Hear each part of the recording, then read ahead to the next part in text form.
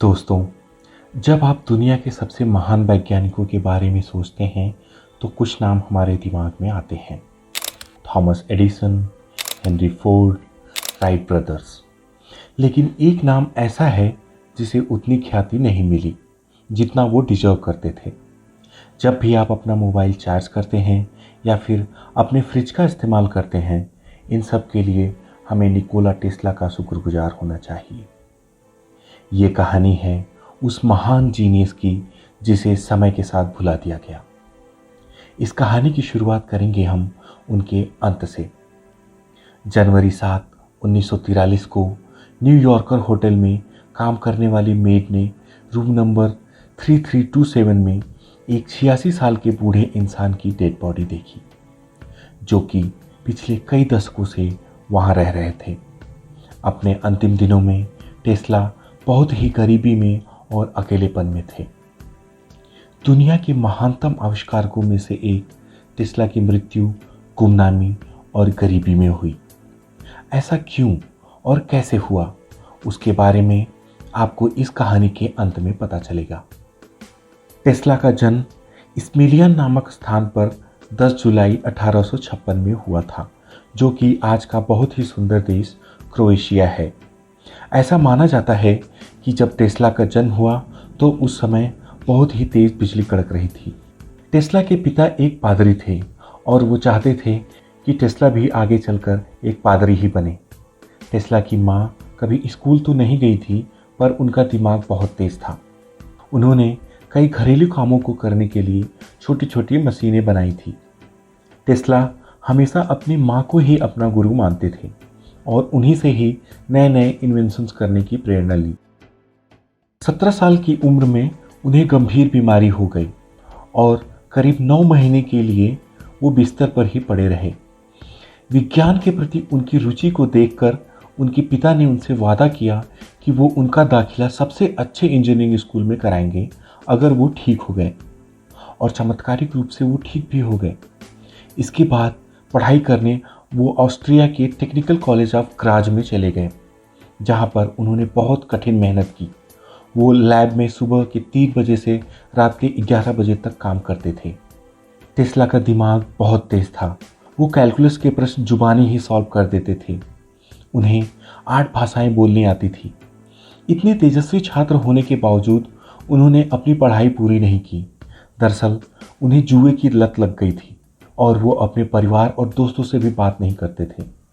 College से drop out होने के बाद टेस्ला बुडापेस्ट चले गए और एक टेलीफोन कंपनी में इलेक्ट्रीशियन के तौर पर काम करने लगे। इसके बाद 1982 में वो पेरिस चले गए और थॉमस एडिसन की इलेक्ट्रिक कंपनी के फ्रेंच ब्रांच में नौकरी करने लगे। शुरुआत में वो घर घर जाकर बल्ब लगाते थे, पर जल्द ही उनके मैनेजर्स ने उनके टैलेंट को पहचान लिया और जल्द ही वो जटिल काम जैसे डायनामो मोटर्स डिज़ाइन करना और उनको बनाना जैसे काम करने लगे। और फिर क्या था, जल्द ही वो पूरे यूरोप में एडिसन के दूसरे ब्रांचेज में कई जटिल समस्याओं का समाधान करने लगे। 2 साल के बाद 1884 में उनके मैनेजर्स ने उन्हें न्यूयॉर्क में एडिसन मशीन वर्क कंपनी में काम करने का मौका दिया। वो अमेरिका आ गए। शुरुआत में टेस्ला एडिसन से बहुत प्रभावित थे और एडिसन भी टेस्ला के तेज़ दिमाग और हार्डवर्क की तारीफ करते थे, लेकिन ये ज़्यादा दिन तक नहीं चला। आगे चलकर वो दोनों एक दूसरे के कटु प्रतिद्वंदी बनने वाले थे। इलेक्ट्रिसिटी को किस तरह से संचित करना है और वितरित करना है, उस पर दोनों में घोर असहमति थी। एडिसन डायरेक्ट करंट चाहते थे, जिसमें इलेक्ट्रिक चार्ज सिर्फ एक ही दिशा में आगे बढ़ता है, जबकि टेस्ला अल्टरनेट करंट को वरीयता देते थे, जिसमें इलेक्ट्रिक चार्ज टाइम के साथ नियमित रूप से अपनी दिशा बदलता है। इलेक्ट्रिक चार्ज के प्रवाह में दिशा का बदलना इलेक्ट्रिसिटी के वितरण में बहुत ही मायने रखता है। अल्टरनेटिंग करंट को बहुत दूर दूर तक भेजा जा सकता है, पर डायरेक्ट करंट को नहीं। यही कारण है कि आज हमारे घरों में अल्टरनेटिंग करंट इस्तेमाल होती है, जबकि छोटे मोटे उपकरणों में डीसी करंट जैसे कि फ्लैश लाइट। लेकिन एडिसन का मत था कि अल्टरनेटिंग करंट से लोगों को नुकसान पहुंच सकता है, ये जानलेवा भी हो सकता है, और साथ ही उनके ज़्यादातर पेटेंट्स और उपकरण डीसी पर आधारित थे, इसलिए उनकी कंपनी को बहुत घाटा हो सकता था। कई सारे मतभेदों के बाद टेस्ला ने एडिसन की कंपनी छोड़ दी और खुद की कंपनी खोली, लेकिन उनकी कंपनी में इन्वेस्टर्स ने ज़्यादा रुचि नहीं ली और जल्द ही इन्वेस्टर्स ने उनके सारे पेटेंट्स ले लिए, क्योंकि कंपनी बहुत ही लॉस में थी और टेस्ला ने शेयर्स के लिए अपने सारे पेटेंट्स बेच दिए थे। इसके बाद टेस्ला को जीवन गुजारने के लिए गड्ढे खोदने का भी काम करना पड़ा, जिससे उन्हें मात्र $2 प्रतिदिन के मिलते थे। लेकिन जल्द ही 1887 में उनकी किस्मत के सितारे बदलने वाले थे। 1887 में टेस्ला ने एक इंडक्शन मोटर बनाया जो कि अल्टरनेट करंट से चलता था। ये एक बहुत ही इफ़िशिएंट तरीका था जिससे इलेक्ट्रिक एनर्जी को मैकेनिकल एनर्जी में बदला जा सकता था, और इसी सिद्धांत पर आज इलोन मस्क की इलेक्ट्रिक टेस्ला कार्स काम करती हैं। उन्होंने इस मोटर को पेटेंट कराया और American institute of electrical engineering में प्रदर्शित किया, जिसने बहुतों का ध्यान आकर्षित किया। उनमें से एक थे बहुत बड़े इंडस्ट्रियलिस्ट जॉर्ज वेस्टिंगहाउस, जिन्होंने सोचा कि टेस्ला की एसी मोटर इलेक्ट्रिक मार्केट को बदल सकता है और एडिसन के डीसी मार्केट को टक्कर दे सकता है। बस फिर क्या था, टेस्ला ने $60,000 के बदले एसी मोटर के पेटेंट्स वेस्टिंगहाउस के नाम कर दिए और साथ ही उन्हें कंपनी के कुछ स्टॉक्स और रॉयल्टीज़ भी मिले।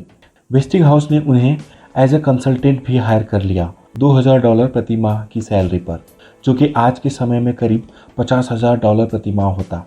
अब शुरू हुआ इलेक्ट्रिक करेंट्स का वार। एडिसन ने टेस्ला और वेस्टिंगहाउस को बदनाम करने की बहुत कोशिश की।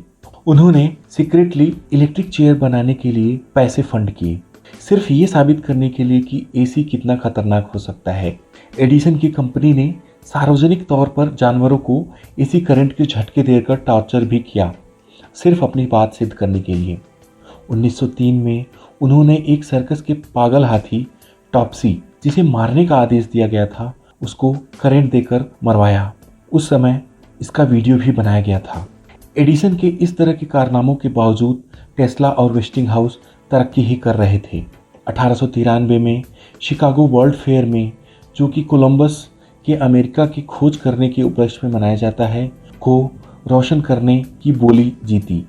एक पूर्णतया विद्युत प्रकाशित 400वां शिकागो फेयर बड़ी धूमधाम से मनाया गया। इससे लोगों को ये एहसास हो गया था कि अल्टरनेटिंग करंट ही भविष्य है। उनकी सफलता जारी रही जब उन्होंने एडिसन की जनरल इलेक्ट्रिक कंपनी को एक बार फिर से मात दी, दुनिया का सबसे पहला AC power plant Niagara Falls पर बनाकर। ये हाइड्रो इलेक्ट्रिक पावर स्टेशन एक बहुत ही बड़ी कामयाबी थी। इसके साथ ही टेस्ला रिन्यूएबल एनर्जी के अन्वेषक भी बन गए। आज भी नाइग्रा फॉल्स के पास टेस्ला की मूर्ति देखी जा सकती है।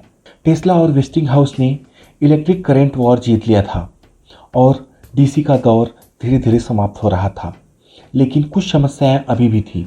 वेस्टिंगहाउस की कंपनी $1 करोड़ के कर्ज में थी। 1897 में वे टेस्ला के पास गए और उनसे अपनी रॉयल्टीज़ कम करने का आग्रह किया ताकि कंपनी को बचाया जा सके। टेस्ला अपने मित्र की हालत से इतने प्रभावित हुए कि उन्होंने अपना सारा कॉन्ट्रैक्ट रद्द कर दिया। वो वेस्टिंगहाउस के प्रति बहुत आभारी थे, क्योंकि उन्होंने उन पर तब विश्वास किया जब सभी ने मना कर दिया था। टेस्ला ने अपनी स्वेच्छा से $120 लाख की रॉयल्टीज़ छोड़ दी, जिनकी कीमत आज के ज़माने में करीब $300 मिलियन होती। अगर उन्होंने ये रॉयल्टीज़ अपने पास रखी होती तो वो आज इस धरती के सबसे अमीर इंसान होते। इस तरह से उन्होंने अपने दोस्त की डूबती हुई कंपनी बचा ली। इसके बदले में वेस्टिंगहाउस ने टेस्ला को लगभग $2 मिलियन दिए उनके सारे पेटेंट्स के इस्तेमाल करने के लिए। इतने पैसों से टेस्ला आर्थिक रूप से संपन्न हो गए और उन्होंने न्यूयॉर्क में कई नए प्रोजेक्ट्स के लिए लैब्स खोली। उन्होंने करीब 300 नए इन्वेंशंस किए पूरे जीवन काल में। उन्होंने neon light, Tesla turbine, X-ray, remote control जैसे कई आविष्कार किए। 1898 में उन्होंने एक रिमोट से एक छोटे से बोट को कंट्रोल करके दिखाया। उनके आविष्कार उनके समय से बहुत आगे गए थे। उस समय लोगों को लगा कि वो जादू करके इसे कंट्रोल कर रहे हैं। उनके सबसे चर्चित आविष्कारों में से एक है टेस्ला कॉइल। ये एक ऐसा यंत्र है जो हाई वोल्टेज इलेक्ट्रिसिटी पैदा कर सकता है। इन कॉइल्स की मदद से उन्होंने पाया कि वो रेडियो सिग्नल्स को सेंड और रिसीव कर सकते हैं अगर उन सिग्नल्स की फ्रीक्वेंसी समान हो। वो अपनी पहली रेडियो सिग्नल भेजने ही वाले थे कि एक दुर्घटना में 1895 में उनकी लैब पूरी तरह से नष्ट हो गई। उन्होंने अपने कई सालों की मेहनत से बने रिसर्च पेपर्स और उपकरण खो दिए। टेस्ला ने अगले 2 सालों तक रेडियो के लिए पेटेंट्स नहीं दाखिल किए। इस दुर्घटना ने उनके जीवन को नीचे की दिशा में ढकेल दिया। इस समय जब वे रेडियो पर काम कर रहे थे, तभी इटली के आविष्कारक मार्कोनी भी रेडियो पर काम कर रहे थे। उन्होंने इसके पेटेंट्स लेने की कोशिश की, लेकिन चूंकि ये टेस्ला के पेटेंट से काफ़ी मिलता जुलता था, इसलिए उन्हें इसका पेटेंट नहीं मिला। लेकिन जब 1901 में मार्कोनी ने टेस्ला के 17 पेटेंट्स यूज़ करके पहला मैसेज रेडियो पर भेजने का कारनामा किया, तब से चीज़ें बदलने लगीं। एडिसन ने मार्कोनी को सपोर्ट करने के लिए बहुत सारा पैसा लगाया। टेस्ला को मार्कोनी की सफलता से कोई समस्या नहीं थी, लेकिन 1904 में अमेरिका के पेटेंट ऑफिस ने अचानक से मार्कोनी को रेडियो का आविष्कार करने का पेटेंट दे दिया। ऐसा करने के पीछे कभी कोई उत्तर नहीं दिया गया, लेकिन मार्कोनी का सपोर्ट कर रही हस्तियों की वजह से ये सबको पता था कि इसके पीछे किसका हाथ है। सन 1911 में मार्कोनी को फिजिक्स का नोबेल प्राइज भी दे दिया गया, जो कि बिना टेस्ला के आविष्कारों की संभव नहीं था। टेस्ला इस बात से बहुत ही नाराज थे। उन्होंने मार्कोनी को सू कर दिया। ये केस कोर्ट में सालों तक चलता रहा और टेस्ला की मौत के बाद ही इसका फैसला टेस्ला के पक्ष में आया। इस रेडियो के आविष्कार की लड़ाई ने टेस्ला के करियर को बहुत ही नीचे धकेल दिया। उदाहरण के लिए टेस्ला के ऊपर दुनिया में वायरलेस कम्युनिकेशन लाने का जुनून सवार हो गया था और उन्होंने एक बहुत बड़ा वायरलेस ट्रांसमिशन स्टेशन बनाया जिसका नाम था वार्डनक्लिफ टावर। उन्होंने कल्पना की थी एक ऐसी दुनिया की जहां हम बिना किसी वायर के मैसेज भेज और प्राप्त कर सकते हों।